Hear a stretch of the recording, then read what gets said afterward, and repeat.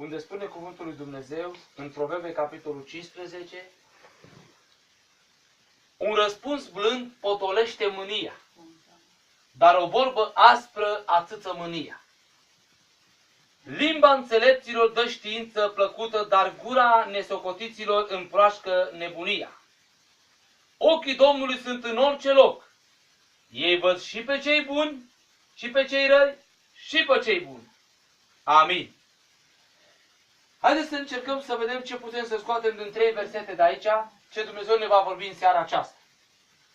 În primul rând, Biblia spune că ochii lui Dumnezeu sunt în orice loc. Amin. Nu poți să te ferești de ochii lui Dumnezeu, nu poți să te ascunzi de fața lui Dumnezeu, pentru că oriunde te-ai duce, Dumnezeu este prezent. Slăvit să fie Domnul. Amin. Și dacă Dumnezeul nostru este prezent, noi nu putem să ne ascundem de fața lui Dumnezeu. În cuvântul Domnului Iisus Hristos, în Iona, acolo cineva a vrut să fugă departe de fața Domnului. Și omul acesta a cumpărat un bilet și meargă la Tars. Și acolo a vrut să meargă departe de fața lui Dumnezeu, să fugă și să se ascundă de el. De ce? Pentru că Dumnezeu vrea să-l folosească și el nu vrea să fie în lucrarea lui Dumnezeu. Și în cuvântul lui Dumnezeu aici spune clar că omul acesta a vrut să fugă departe de fața Domnului. Și în momentul în care el a cumpărat biletul și a intrat în corabia aceea, spune că deodată a început niște valuri năprasnice, puternice, mari, pe care nu le mai puteai opri cu niciun chip. Oamenii probabil că începeau să vâzlească, să dau la vâzlele acelea, dar vântul și aceste valuri imense intra în corabie. Și nu mai putea să facă nimic. Și Domnul i-a zis așa: du-te la cetatea cea mare, la Ninive, pentru că eu am de lucrat cu tine acolo. Și el n-a vrut să asculte. Atunci oamenii aceștia, spune cuvântul lui Dumnezeu, că a încercat să oprească, să arunce uneltele din corabia aceea, dar valurile erau mai puternice. Au început să se roage, să strige la Dumnezeu, dar Dumnezeu nu i-a ascultat.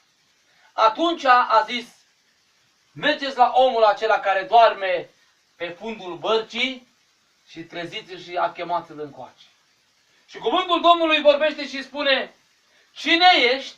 Din ce popor ești? Din ce neam te tragi? Care este Dumnezeul tău? Care e slujba ta? Care este lucrarea ta? La care omul acesta îi spune: sunt evreu și mă tem de Dumnezeu. Mărit să fie Domnul. Sunt evreu și mă tem de Dumnezeu. Dar bine, întrebarea este: ce cauți aici? Unde te duci? Mă duc departe de fața lui Dumnezeu. Vreau să fug departe de fața lui Dumnezeu. Dar văd că Dumnezeu mă urmărește. Văd că Dumnezeu este pentru tine și nu pot să fug departe de fața lui Dumnezeu, pentru că El este aici. Ce trebuie să facem? Au tras la soț și soțul a căzut pe Iona. Mărit să fie Domnul. Amin. Și atunci a zis: ce trebuie să facem ca valurile să se potolească? Aruncați-mă în mare și marea se va potoli. Slăvit să fie Domnul! Amin, Doamne. În momentul acesta, așa cum am citit în Proverbe, ochii Domnului sunt în orice loc. El a vrut să facă ceva. Într-un psalm spune cuvântul lui Dumnezeu: unde mă voi duce departe de fața ta? Psalmul 139, dacă nu mă înșel.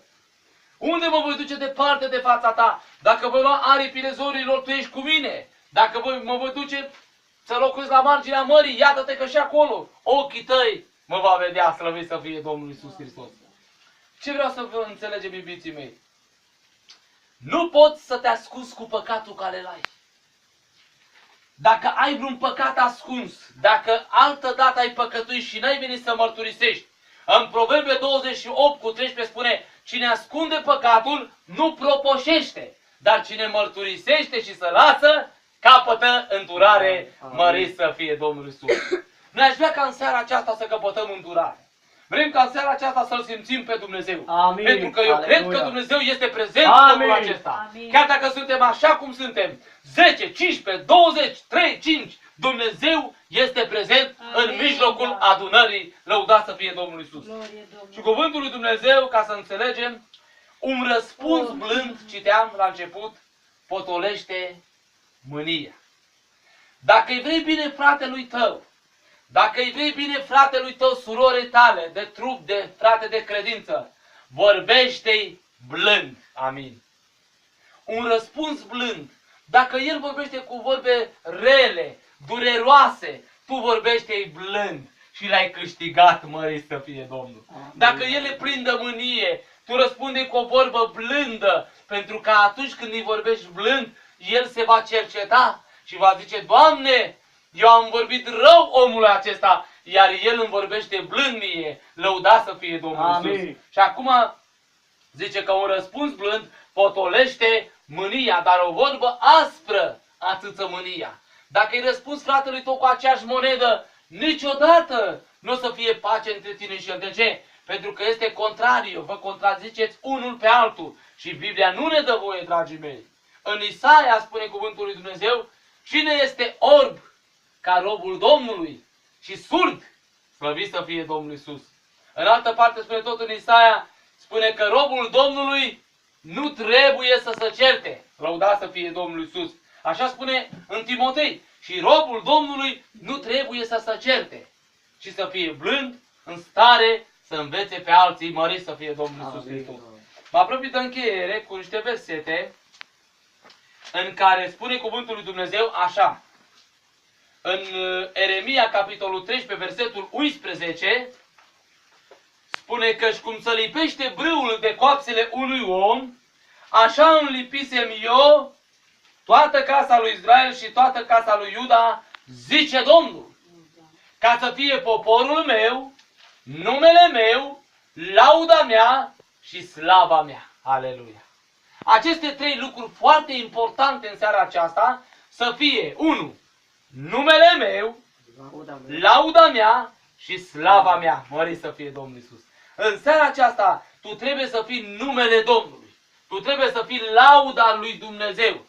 Tu trebuie să fii slava lui Dumnezeu. De ce? Pentru că atunci pe unde vei merge, trebuie să-L reprezinți pe Dumnezeu în viața ta. Amin. Aș vrea să închei cu aceste cuvinte, să fie poporul meu, numele meu, lauda mea și slava mea. Și zic ca Dumnezeu să vă binecuvinteze în seara aceasta pe toți. Și tot poporul să strige amin. Amin. Că Dumnezeu e prezent aici. Amin. Dumnezeu face lucrări minunate. Amin. Dumnezeu a vindecat cancerul. Dumnezeu a vindecat boli. A vindecat orbi în locul acesta. Și va vindeca. Pentru că numele Lui este viu. Slăvit să fie Domnul Iisus. Și de aceea spune Biblia, nu te teme de nimic, căci eu sunt cu tine. Nu te uita cu îngrijorare, căci eu sunt Dumnezeul tău. Și Domnul Dumnezeu din cer să ne binecuvinteze. Amin. Amin. Slăvit să fie Domnul Iisus. Haideți.